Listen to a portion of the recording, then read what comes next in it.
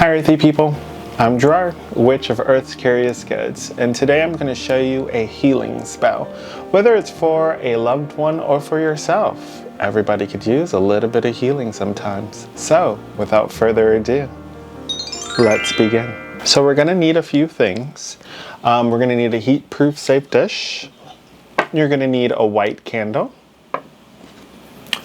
some black string, yarn, thread, all the same. We're going to need some rose petals, and we're using pink rose petals. Roses have been known for protection, for healing, for loving energy, and most healing spells are connected to that loving emotion, that loving energy. So of course we're going to be using roses. Likewise, we're also going to be using rose hips. Now this is mostly optional. If you just want to use rose petals, then all the better. For me, when I'm doing the spell, I tend to use rose hips and rose petals. So if you can get your hands on that, then by all means, do it just like me. But if not, make the magic your own. You could just use roses. That's perfectly fine. But we'll need some. We are going to need some black string. Black, of course, helps to absorb negativity, absorb energy. So it is the absence of color. So therefore, we're going to need this, okay? Because we want to also take away something. We want to take away sickness or illness or energy that is just not great for yourself or for your loved one. So that's why we're using black string. And we're just going to need a lighter. First things first, you're just going to take your picture of that person or yourself and just place it right in front. Heat-proof safe, right above that picture, okay? So it's just a reminder of why we're doing that spell. See that person or feel the loving energy that you have for yourself or for them, okay? The loving energy is going to be the prime foundation of this spell, okay? Now, if you do not love or care about this person or for yourself, it's going to be very difficult to do this spell since it is the foundation for it, right? Now we're going to take our white candle, and we're using a white candle because it is associated with purification, blessing. Also, it's great for consecration. It's good for that energy of light. Okay, so I'm just going to light it a little, and I'm going to just let some wax burn. Now, if you have a candle holder, you could skip this step, but for those of you that are like me, I don't have a candle holder for this, so I am just going to be dripping some wax onto my heat-proof safe dish here. I'm just adhering the candle and it helps it stand. Next thing we're going to do is we're going to just take some rose petals and we're going to create a circle around the candle clockwise, okay? As you're doing that, you are just imagining the person or yourself becoming healthy. Seeing yourself back to its original healthy form, happy, joyful, full of life.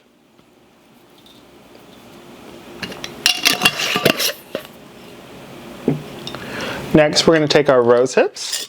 If you're not using rose hips, then you will omit this step. And same thing, you're going to place it clockwise around the candle. So now we're adding the rose hips and the rose petal energy to it. That healing energy, that loving energy. Next, you're going to take your black thread, yarn, or string. Close your eyes, see that person, see yourself happy, see yourself healing, healthy, full of vibrance.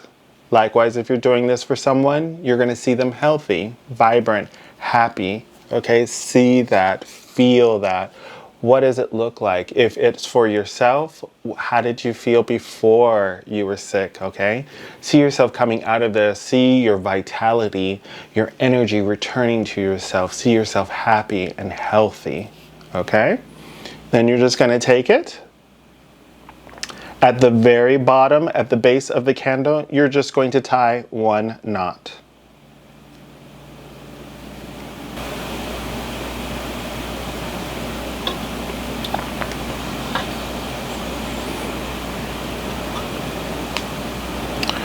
All right, so it should look like that. You have the rose petals, the rose hips, the knot at the base of the candle, okay? You're going to stare at your photo or the photo of the person one more time. Get that image into your mind, into your head, okay? Stare into the flame. We're going to put our palms upwards to receive, to send out. Put it in between, so the candle is in between, so you got your palms up like this, as in like serving, as in here we go, as in giving. And that's important, right? Because we are giving good energy, good health to the person, okay? To yourself. You're receiving that energy, that healing energy. And when you have stared into the flame long enough, you're going to say this spell 3 times. Holy light, angels divine, healing energies intertwine. I put a stop to health's decline. I tie this knot and draw the line. Good health return as the knot is burned. All right, and that's it. You're gonna let this candle burn completely down. You'll always want to watch it, of course, to keep it safe. Fire can get away from you if you're not careful. But you'll let it burn all the way down to the knot till the knot is burned, okay? Afterwards, do not discard the remnants of this until the health of the person has returned or to health has returned to you, okay? Then you will discard it, but not before, okay?